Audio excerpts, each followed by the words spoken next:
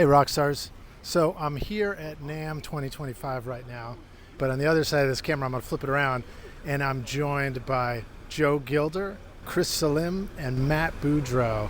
We'll find out what's it like to start a YouTube channel about music. We're doing research. See, I'm sitting right next to Chris is right there, Joe's right there, here's Matt, and they don't know that I'm recruiting them to join me on this impromptu podcast. Joe, will you hold this for a sec? Yes, of course. Hey everybody, this is Joe Gilder right here.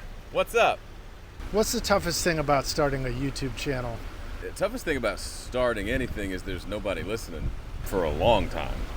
And so being committed to doing it week in, week out, being committed to do it for like the next 3 years, trusting that it'll grow.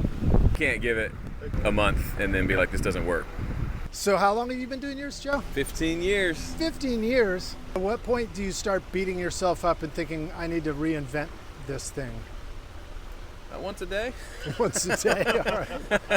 All right. Chris Salim, welcome to this impromptu NAMM interview. Thank you, Lidge. What's the name of your channel now? Mixdown Online. Mixdown Online. And Yes, Joe, sir. I forgot to ask you, but Home Studio Corner.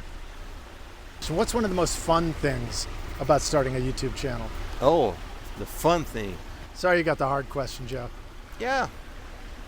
Making content is cool. You know, sharing your knowledge, you know, your experience. I find it pretty cool. Stuff that you worked on, that you tried up and it worked out, and some stuff that you tried that didn't work. You know, you learn by your mistakes, and if you can share that to people and help them out, that's. Was there a moment where you were like, holy shit, this is really working? Yes. When I first launched my first course. Your first course? Yeah, the launch of the first Cubase course. This is where I was driving to Florida with my family and friends for a Christmas vacation. And on our way down to Florida, you know, we were in the middle of the cell, and like the PayPal, the notification kept just ringing on my phone, you know, on every cell. You know, it was it was a great feeling, I'm telling you. That's amazing. I feel like I heard Pat Flynn tell a story like that Yeah, once. even Graham Cochran also. He had a also. ka-ching sound on his phone. It was so like, cool, you know. When that happens, like, and then with very good results, it's like, okay, I think I'm going to keep doing that, you know.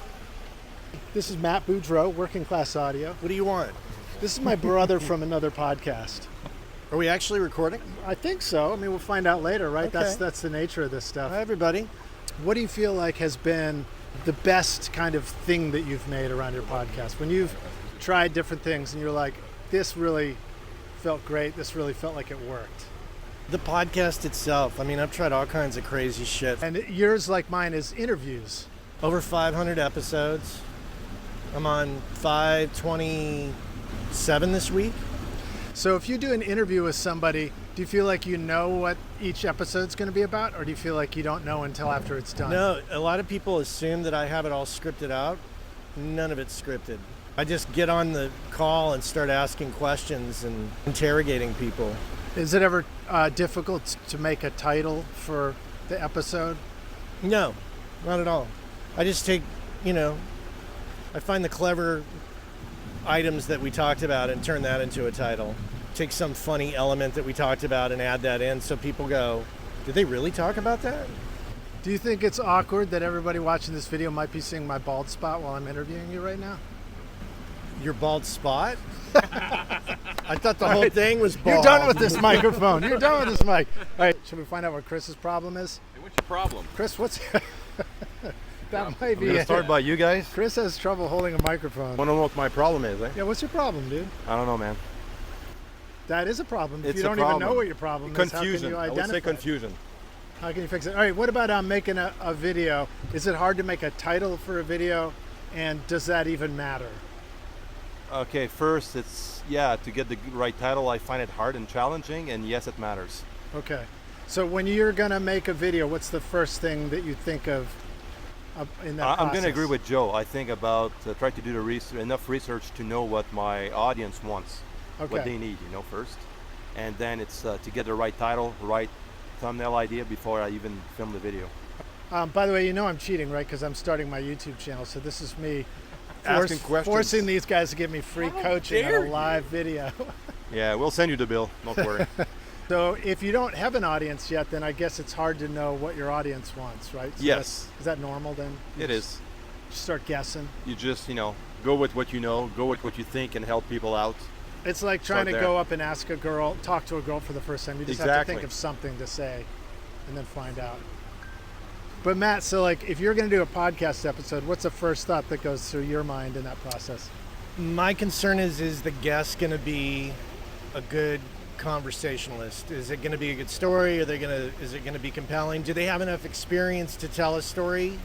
That's why I kind of insist that people have a certain amount of experience in their background. Some people are just at the beginning of their journey, and it's not.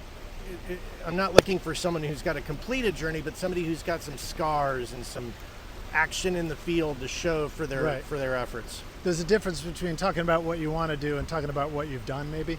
Correct. I like hearing the stories of struggle and victory.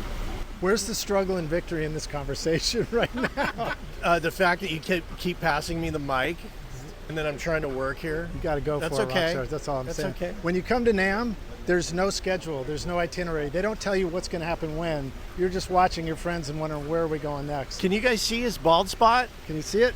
It's there. It's the whole thing. I used to rock the man bun to cover it up. So, all right. So thank you guys, fellas. You're awesome. Everybody, make sure you check out Home Studio Corner. Make sure you check out Mixdown Online. And make sure, of course, you go to Working Class Audio. And then you're already at Recording Studio Rockstars. So check that out, too. Hit the like and subscribe. But more importantly, drop a comment in. I want to know, what do you think about when we make videos that they're for you? Do you even read the title on your videos? Describe a thumbnail that actually makes you care about clicking on it. Do you even notice that when you're watching the video? Or is this just this stupid shit that we think about all the time? You're going to get a copyright tag because of this music. Oh yeah, and then there's that. Right on.